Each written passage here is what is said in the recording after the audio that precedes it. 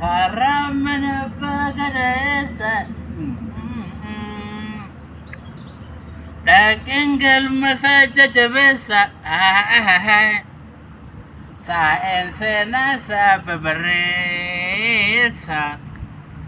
سائن سناسا ببريسة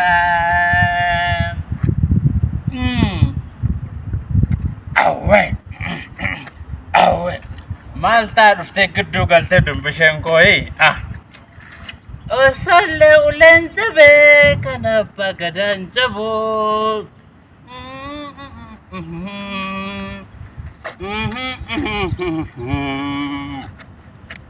nan dhuga miti man kana booda gana laga cee dhugan hin dhumun booki goon nan dhugaare an kana booda ejjennoo mataa kootiin baafadhaan yookaan sirban baasaa maanni sir qooqi koo eenyuun gadi alii birraan gadi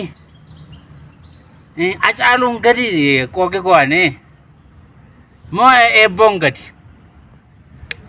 ani eenyuutti keessaan naqanan sirban baasaa yookaan ofii makoon biyyaa baasaan inafun biyya kana keessatti anis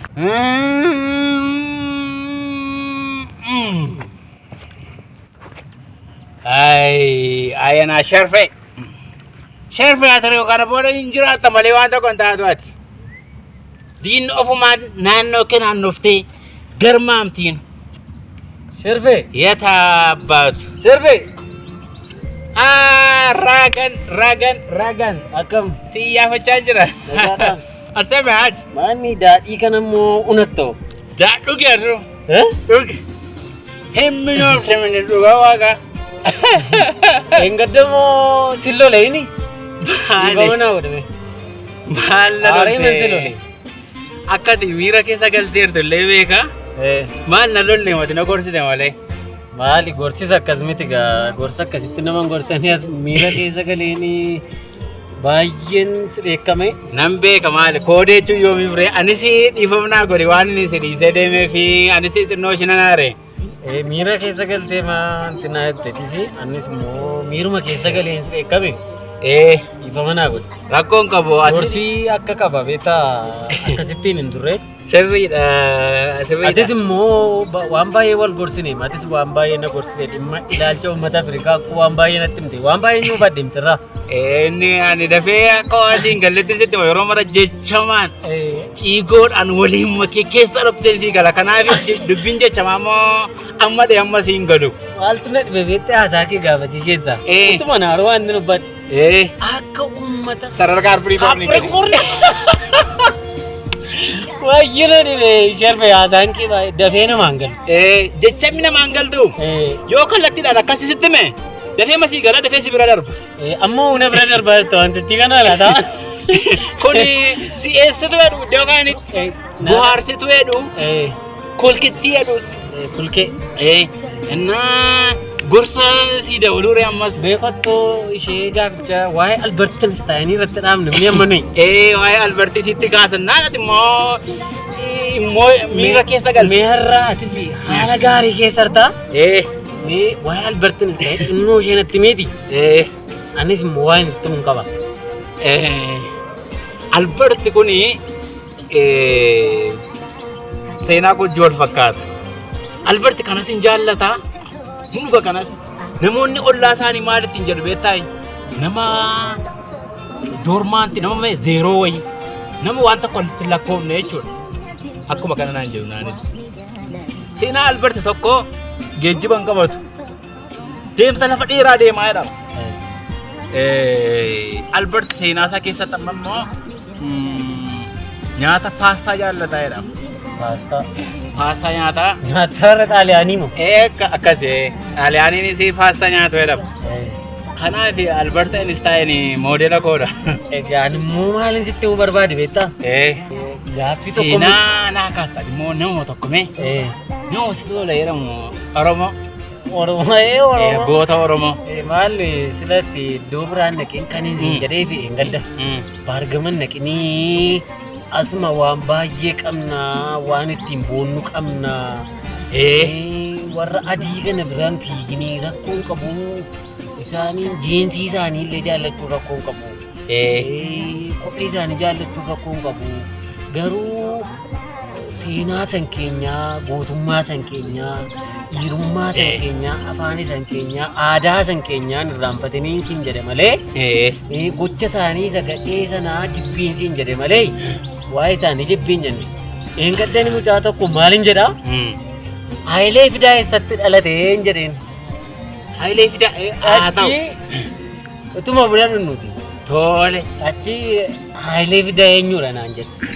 Maal kaateera? Hin beekunni tiishartii sirbitu beekamaa Tupac kan jedhu tokko kaateera. Hayilee Fidaa eessatti dhalate hin jedheen. Hayilee Fidaa kana eewu dhalaa'edhe. Dhugaati kan dhugaa jedhe baay'een itti aare. Baay'een itti aare. Goota Oromoodhaaf. Goota Oromoo. Ta'uu isaa nan beeka garuu anis. Hayilee Fidaa jechuun hankana akkati qortee bira geessu hin barbaade. Amma fakkeenyaaf kana duwwaa miti. Siidaan Tufaa Muunaa eessatti ijaarameera magaalaa Finfinnee keessa akkasumas kutaa naannoo Shaggar keessa jiran keessa siidaan Tufaa Muunaa eessatti dhaabbateera jedheen. Hin beeku naan jedhe. Maaliifan kana sii kaase? Ofiyyuu hin beekunni. Sharfe maaliifan kana sii kaase beektaa? Wantoonni nuyi ganaa qonnee bira ga'uu qabnu seenaan gootota keenyaa boriif kan nu fayyadan dhala keenyatti darbanii wantoonni nu fayyadanii gochi isaaniis seenaan isaaniis babbareedaa kan ta'e uummata keenya keessaa dhalatanii kan nuuf fakkeenya ta'an baay'ee qabna laa. Kanaafanii tamboon xuuxinii kanan godhinii qulqullina kee eeggadhu kan hin siin jedheefi waa'ee ilaalcha sanaa osoo hin taane waa'ee gocha sanaa fidala. Sigalee amma silolaa siin jiru laal. Tole. Yaada baay'een sii kaasan kanaa gorsa baay'een sii kaasaa seenaa babbareedaa uummanni keenya gootota keenya qabanii ganaa sii kaasan. Haa ta'u natti hin taati. Haa ta'u. Maali qoyyoo irraanne hoo? Jedhe rakkoo hin qabu. Yoomi natti hin taree. Gaaffii wayii si gaafachuu fedhee ni nan ol taa'e hin sodaadhu. Jaalallee qabdaa? Maalli jettee? Mucaa baay'ee bareeddu tokko ni jaalallee baafadheera. Yoo barbaadde oolan si beeksisaa hiriyaa baay'ee bareeddu qabdu immoo. Kana galaa kun kanaafis jaalladha bara natti hin kaastu ati. Egaa isheen immoo Oromoo jaallatti. Nama Oromummaa isaa baay'ee leellisu jaallatti. Nama araada qabu. Maal Oromoodhaa manii? Oromoon keenya jibbuu miti man. Oromoo warra durii maaliif hin ta'anii? Isaan sitti maaranii. Hayilee Fidaa nan beekaman. Dhufutti. Yoo isheen torbeessa dhufutti tole jette. Bideen dhufaa isa dura garuu waan dhugamtu kana dhiiftaa. Tabboo sanas dhiiftee amma dilaa waan hin sinsoomne waan hin keessaa baatee sitti mu tokko sharfu. Shamarran amaluma isaanii keessatti nama dhiira araada qabu jaallatanidha. Kana keessumaa baatee sitti mu barbaadala akka itti qophooftee dhuftu. Raaganni natti ciman dubbiin kun. Ani araada dhiisuu hin danda'u waa'ee kun beektu ati.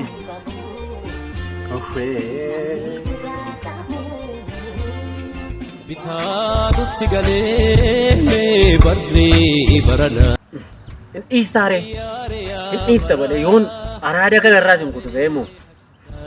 Ayi sharbe nan beektu. Wayyaare yaa bara wayyaare hatana.